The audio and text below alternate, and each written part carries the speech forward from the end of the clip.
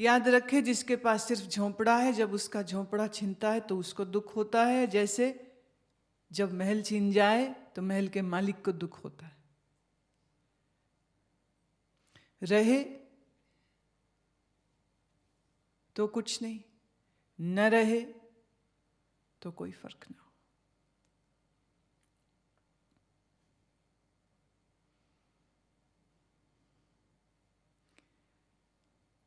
अब आपके अंदर ये फर्क पड़ता कि नहीं पड़ता, या आप ही जानते हो। आप कैसा व्यवहार दूसरों के सामने करते हैं, आपका क्या नाटक चलता है, आप कैसा अभिनय करते हैं, हम उसकी बात नहीं कर रहे। You know it. क्या तुम्हारा मन परेशान हुआ जब तुम्हारे विषय तुमसे छीने गए, या तुम्हारे प्रियजन तुमसे छीने गए? क्या तुम्हारे मन में कोई लहर उठी थी? और लहर जब उठती है तो यह संभव नहीं कि तुम्हें दिखे नहीं कि वो उठ रही है।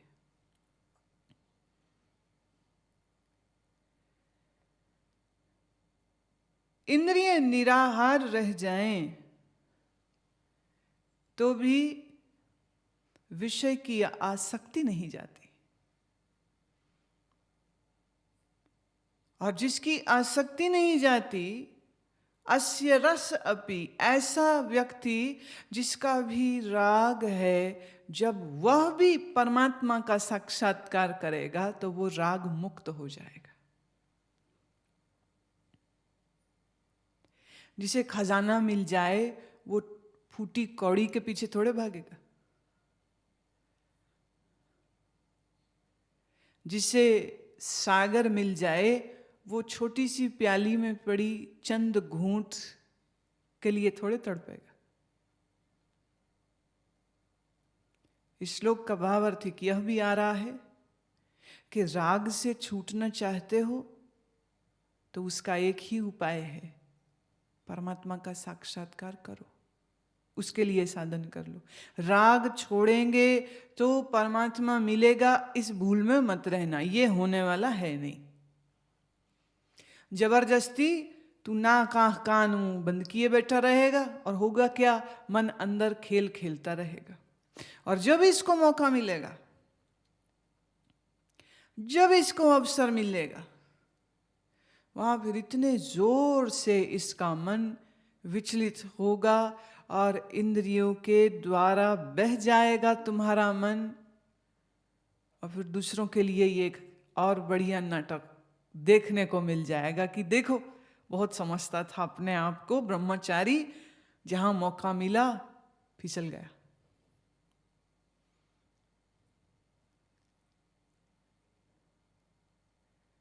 लंबे समय तक जिन्होंने इंद्रिय को विषय से दूर रखा और फिर अचानक से उनके सामने विषय उपलब्ध हो जाएं, अंदर जो बैठा राग है वो अंगड़ाइयां लेके बाहर निकलता। फिर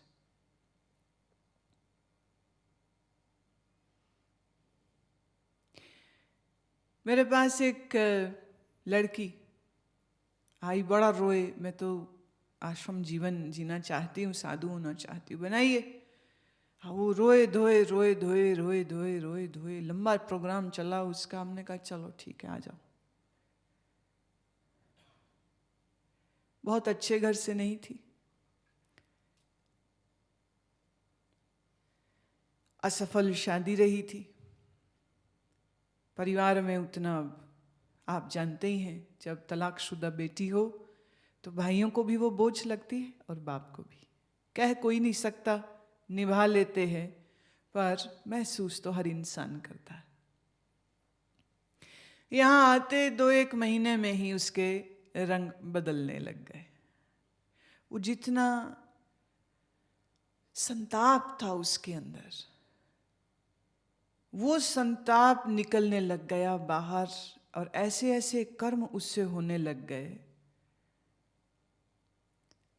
कि जब पूछे तो झूठ बोल ले, क्योंकि अहंकार सबको प्रिय है। अहंकार स्वीकार नहीं करने देता अपनी गलती को, तुरंत डालता है दूसरे के ऊपर।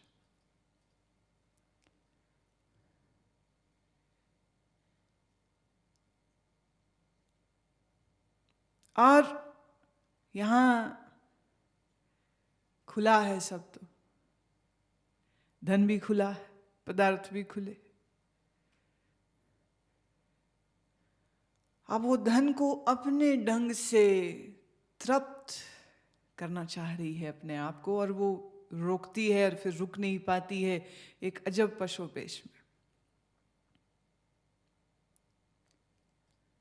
सुंदर वस्त्र देखे तो वो चाहती मैं पहन लूं, अच्छी गाड़ी देखती ही तो वो चाहती मैं इसी में बैठ जाऊं, और जहां हिम्मत पड़ी तो उसने कह भी दिया, क्या हम नहीं आपके साथ जा सकते, आप जा रहे हैं वहां, अब बाई एयर कहीं जा रहे हैं, तो वो वहां जाना चाहती। फिर एक दिन उसको बैठाया, हमने कहा देख, तेरा मन अभी बहुत कुछ देखना चाहता है, तो अच्छा रहे, अब हम चुनाव नहीं दे रहे, अब तुम्हें जाना है, अब तुम वापस जाओ, पर माँ पिता पर बोझ न बनना, धन कमाना सीख ले, धन कमा, और धन कमा कर अपनी इंद्रियों को तृप्त कर। जिस दिन तुम्हें आंतरिक समझ आ जाए कि अब व्यर्थ है सब मेरे लिए, तब आ जाना। क्योंकि इतने महीने तक तो हम तुमको बार बार कह रहे हैं कि अगर साधन कर ले तू, और अगर भीतर एक अच्छी अनुभूति होगी तो ये सब अपने आप छूट जाएगा। अब वो साधन तू कर नहीं पाई, ध्यान के समय पर सो रहे, जब ध्यान होना चाहिए तो ध्यान के समय में नींद नहीं खुली, सेवा करने के समय में कमर दुख रही है।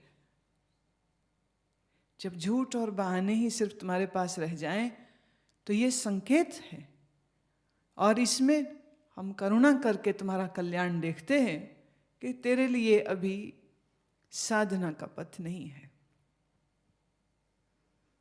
और तू खूब आनंद पूर्वक प्रसन्नता से जाओ, और जो कह रही हूं वो करो। और उसने किया भी, कमा भी रही है, हवाई यात्रा करने के भी अवसर मिल रहे हैं, बहुत खुश, बहुत प्रसन्न।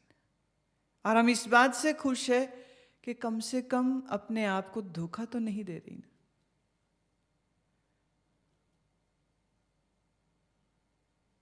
जीवन बड़ा अनमोल है, इसको किसी धोखे में नहीं बिता देना चाहिए। इंद्रिय की जो तृप्ति है, असल में वो तृप्ति तो मन की हो रही है अंदर। तो जब तक मन की भूख है, आप जबरदस्ती उसको किसी जगह में बैठा दो कि अब संसार अच्छा नहीं लगेगा, तो ऐसे थोड़ी होगा। जब तक अच्छा लग रहा है, लग रहा है।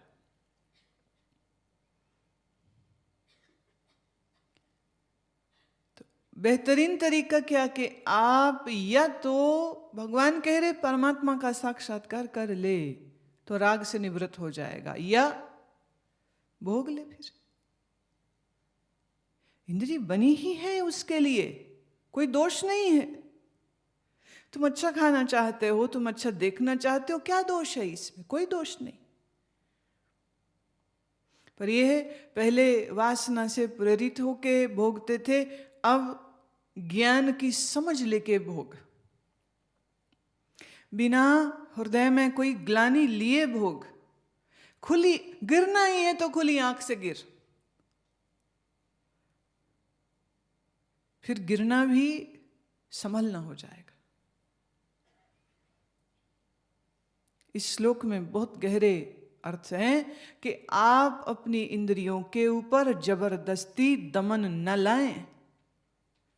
दमित मन और विकराल रूप ले लेता है। आप अपनी काम वासना को दबाइए, यह क्रोध बन के बाहर निकलेगा। आप अपने क्रोध को दबाइए, ये बेईमानी बन के बाहर निकलेगा, और बिगड़ गया। भगवान कह रहे हैं, जिसने साक्षात्कार किया वह राग से निवृत्त हुआ। जो राग से निवृत्त हो गया, अब now it is a beautiful state. वो इंद्रिय से व्यवहार करे तो कुछ नहीं, और इंद्रिय से व्यवहार न करे विषयों का तो भी कुछ फर्क नहीं पड़ता।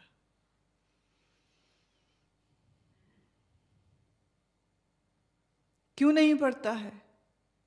अब आसक्ति नहीं।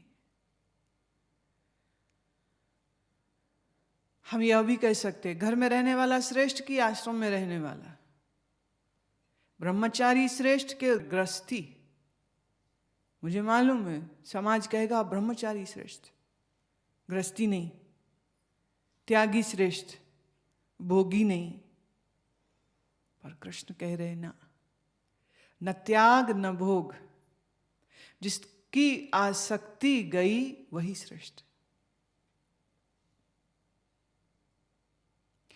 उल्टे जब तक ग्रस्त रहता है, अपने को देखता है, काम में जाए या क्रोधित हो या लोभ में जाए, तो उतने बार कहीं ना कहीं अंदर दिल कभी ना कभी दिल कचोटता है कि ये हम कैसा जीवन जी रहे। पर जो ये बाहर के सब व्यवहार छोड़े और हो गया मुनि या साधु या ब्रह्मचारी, तो उसके अंदर एक बड़ा अभिमान बनने लग जाता है कि हमने त्याग कर दिया।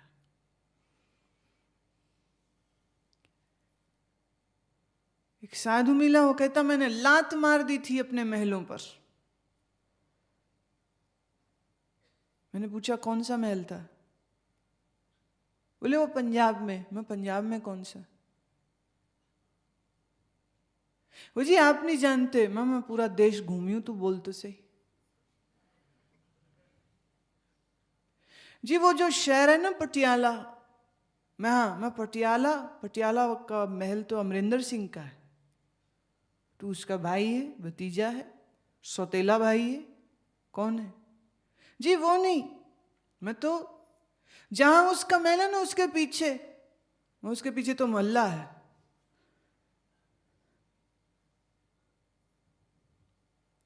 हाँ जी वहीं पे मेरा मकान था। और बोल क्या रहा है? लात मार दी थी अपने महल को। मैं तूने लात मारी नहीं, अभी भी वहीं घुसी हुई है।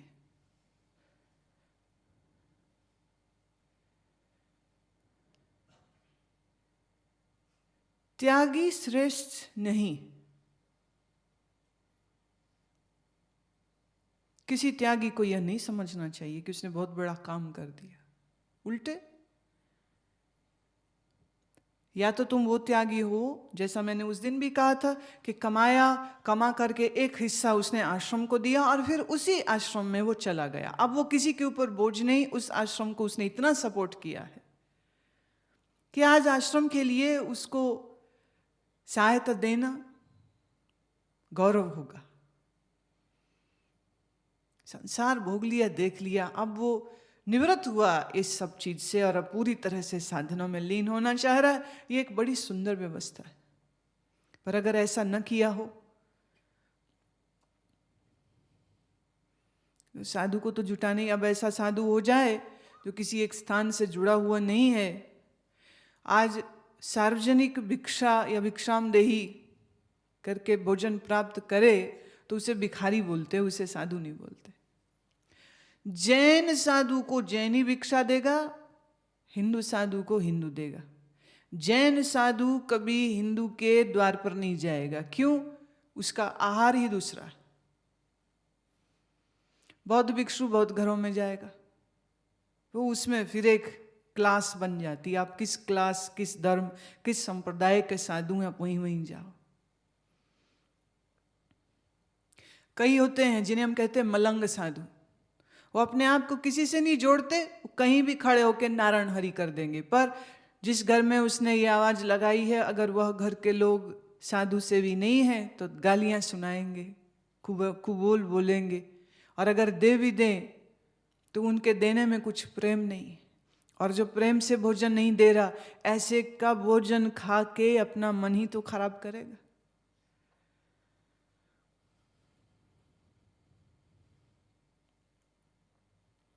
त्यागी श्रेष्ठ है, गलत। भोगी निकृष्ट है, गलत। भोगी कहे हम श्रेष्ठ हैं, इन साधुओं को हम पालते हैं। तुम कौन होते हो पालने वाले?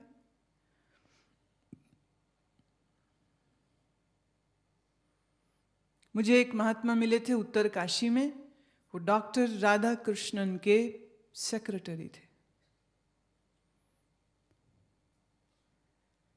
फिर उन्होंने नौकरी से इस्तीफा दिया और अपने गुरु के पास आ गए, संन्यास लिया। और एक छोटा सा कमरा था, उसमें बहुत साफ सुथरा कमरा, ज़मीन पर ही चटाई, वहीं सोते थे। पास में एक आश्रम था बड़ा, वहाँ से वो जाके एक समय भिक्षा ले आते, दूसरे समय पर वो फल और दूध खाते। राधा कृष्णन के सेक्रेटरी, और साधना में लीन है। अब वो कभी ग्रस्त रहा है, अब वो उस व्यवहार में रहना नहीं चाह रहा है। So it is more to do with the style of your living, what you will opt to. एक आदमी को एकांत अच्छा लगता है, शोर नहीं अच्छा लगता, वो कहते नहीं मैं ऋषिकेश खुश हूं।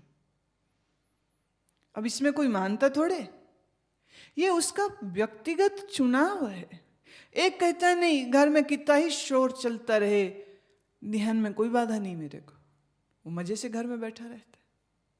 भारत में कितने ही ऐसे योगी हुए हैं जो ग्रस्त थे, घर में रहे, और हठ योग की साधना थी उनकी, पर वो घर में भी ऐसे ही रह रहे थे जैसे कोई साधु गंगा किनारे रह रहा, बिल्कुल वैसे। न रिश्तेदार, न लेन, न देन, न रजोगुण। सुबह से लेकर शाम अपनी साधना में मस्त, दिन में एक बार अपने शिष्यों को थोड़ा वक्त, प्रेमियों को, भक्तों को थोड़ा सा समय दे दिया, चाहे वो मौन बैठे, चाहे उनसे प्रश्नोत्तर करें, या उनको साधना का कुछ सूत्र दे दें। इंद्रियों को विषयों से मात्र दूर कर लेना कोई उपलब्धि नहीं। उपलब्धि तब है जब राग दूर हो जाए, और राग दूर करने के लिए साधन है परमात्मा साक्षात्कार। अगला श्लोक। यततो ह्वपि कौन्तेय पुरुषस्य विपश्चित्तः इंद्रियाणि प्रमाथीनि हरन्ति प्रसभं मनः। हे कौन्तेय, अर्जुन को ही प्यार के नाम से बुला रहे हैं, मित्र हैं, मित्रों में ये चलता है, गुरु हैं, उपदेश दे रहे हैं, पर उस मैत्री भाव के साथ उपदेश दे रहे हैं। गीता इसीलिए थोड़ी अलग रंग की है कि यहाँ गुरु गुरु जैसा नहीं है, गुरु शिष्य का घनिष्ठ मित्र भी है। तो वो उनका जो प्यार है, जो मैत्री है, वो उठ उठ के आ जाती। कभी कौन्तेय, कभी पार्थ, कभी भारत, क्या प्यार के नाम दे दे के प्यार प्यार से उसे ज्ञान भी दे रहे हैं और आसक्ति से बाहर आने के लिए प्रयास भी कर रहे हैं। प्रेम पूर्वक कह रहे हैं कौन्तेय, जो बुद्धिमान पुरुष है, विपश्चितः माने बुद्धिमान, जो बुद्धिमान पुरुषस्य, जो बुद्धिमान पुरुष है वो ये जानता है क्या, इंद्रियाणि प्रमथीनि, ये इंद्रियां बड़ी प्रबल है, बड़ी जोरदार है। ये प्रमथन स्वभाव वाली इंद्रियां प्रसभम मनः, ये बलात्कार कर देती हैं। तुम 1000 बार सोचो मैं ये नहीं करूंगा, पर ये इंद्रियों का इतना बल है, ये जबरदस्ती करा देती।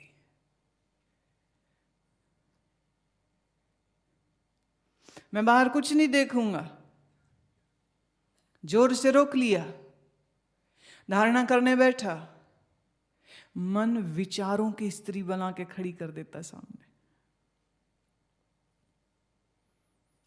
बाहर की औरत से तो भाग आया, अब ये जो मन में औरत खड़ी हो गई है, इसका क्या करोगे?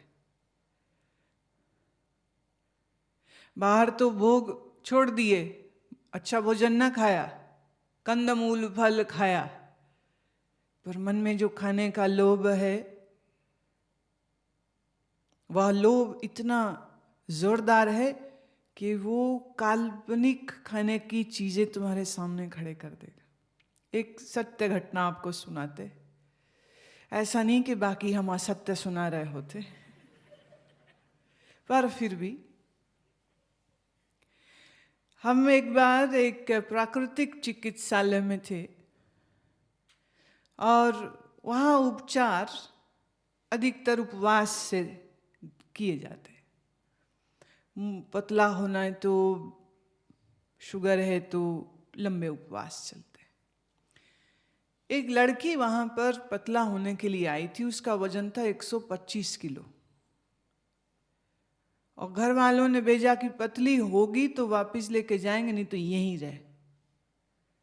और वहाँ जो डॉक्टर थे उनको ये आदेश था कि ये रोए चीखे आपने हमको नहीं बताना, जब ये हो जाए पतली तो सूचित कर दीजिएगा। पैसे जमा करा दिए।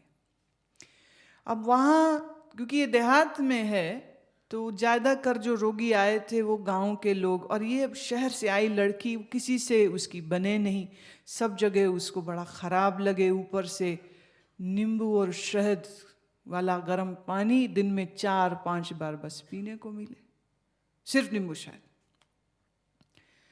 कभी गीली मिट्टी पेट पे, कभी आँखों पे, अभी ये करो, अभी भाप स्नान करो, अभी मालिश होगी। तो छठा दिन था, जब मैं वहाँ पहुँची तो वो आई, पास बैठी, कहती शुक्र है कोई इंसान तो देखा है, मैं बाकी यहाँ जानवर थे सब।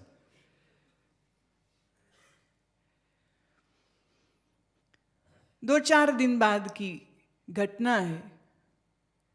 सुबह सुबह आ गई। मैं आज क्या सुबह सुबह क्यों? कहती अब आपको ना एक बात बतानी। कहती सपना आया मेरे को, मैं सो रही थी, भूख बड़ी लग रही थी, सो गई थी, और मेरे को सपना आज आया ये कि डॉक्टर गुप्ता, जिसको वो हिटलर बोलती थी, कहती डॉक्टर गुप्ता कमरे के बाहर आके खड़े हैं और दरवाजे को खटखटा के कह रहे हैं, उठ तेरे लिए पोटैटो कटलेट लाया हूं, आजा बाहर, देख तेरे लिए मैं चॉकलेट शेक लाया हूं। कहती मैंने कहा अभी आई अभी आई। मैं फटाफट उठी।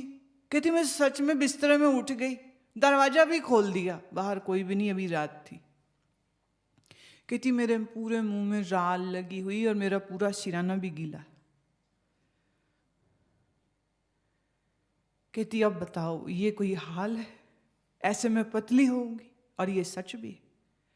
आज मनोवैज्ञानिकों ने यह बात तय कर दी है कि भोजन छोड़ने से आप पतले नहीं होंगे, अगर आप भोजन के बारे में सोचते रहेंगे। बहुत लोग जो ये कहते हैं ना, अगर हम भोजन देख भी लें तो हम मोटे हो जाते, गलत नहीं। वो खाली देखते नहीं, उनका मन भी घुस जाता उसमें। खाली जीभ भर तक भोजन नहीं आया, बाकी सब कुछ आ गया। यह इंद्रिय बहुत बलवती है, ये जबरदस्ती तुमसे वह सब करा लेंगी जो तुम बुद्धि से सोचते हो कि नहीं करूं। प्रमाथीनी हरंती प्रसवम मनः। प्रसवम का अर्थ है बलात्कार पूर्वक, बल पूर्वक ये इंद्रिय अपने विषय में ले जाएगी। इसलिए मैंने कल कहा था साधक को भय रखना चाहिए, कब ये तेरी इंद्रियां मुंह जोर हो जाए और कब तू अपने विवेक को एक किनारे करके इन इंद्रियों के पीछे मुंह उठा के चल पड़े। जब तक पूर्ण ज्ञान न हो जाए, मन पर भी दृष्टि दे, मन पर भी दृष्टि दे और प्रार्थना भी करता रहे। ध्यायतो विषयान् पुंसः संगस्तेषु उपजायते, संगात् संजायते कामः, कामात् क्रोधो विजायते। अब ये एक बड़ा अद्भुत श्लोक है, इस क्रम को आप समझें। ध्यायतो विषयान् पुंसः, तुम्हारा जो चित्त है वो विषयों का चिंतन करता है। अब तेषु संग उपजायते, उन विषयों का चिंतन करने से तुम्हारे मन में आसक्ति और राग जग जाता है। संगात कामः संजायते, मन में ये जो आसक्ति जगी उसके कारण से चित्त में कामना उठी। कामात क्रोधो बीजायते।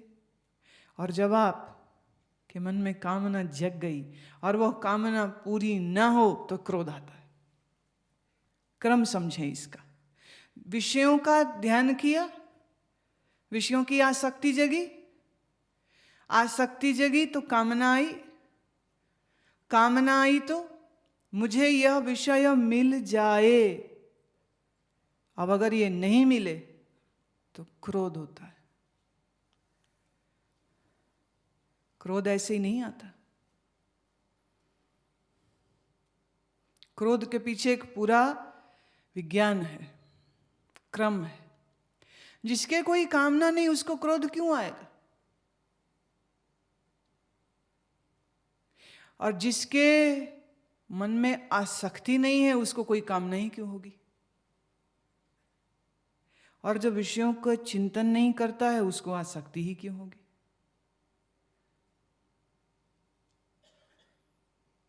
एक पूरा फ्लो चार्ट बना दिया। मुझे उसने पूछा नहीं, मुझे उसने खिलाया नहीं, मुझे उसने सम्मान नहीं दिया, मुझे वो प्रमोशन नहीं मिली जो मिलनी चाहिए थी, मुझे मेरे रिश्तेदारों ने अच्छी तरह से सम्मानित नहीं किया जैसे उन्हें करना चाहिए था, हम जहाँ पर गए थे वहाँ हमारा आदर नहीं हुआ था, हम जिस रेस्टोरेंट में बैठे हमने ऑर्डर किया, अब हम खरीद के खा रहे हैं, हमें ठीक से सर्विस नहीं मिली।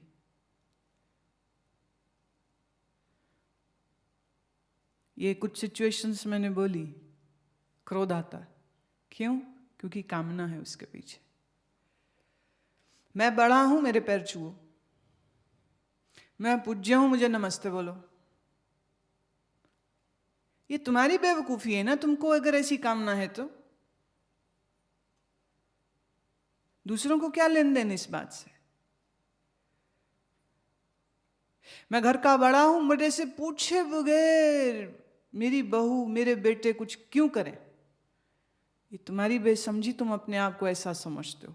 बड़े आपके सोचने से नहीं आप हो जाते, जब छोटे आपको बड़े देखें तब आप बड़े होते। जब छोटे अपने से बड़ों को आदर दें तो वो घर के बुजुर्ग हो जाते हैं, और अगर छोटे बड़ों को बड़ा न देखें तो बुढ़ा पता नहीं क्या कर रहा है, तब बुढ़ा हो जाएगा। ये बुढ़ी जाएगी कब? जान बेहाल कर देती। तुम जबरदस्ती आदर ले सकते हो किसी से?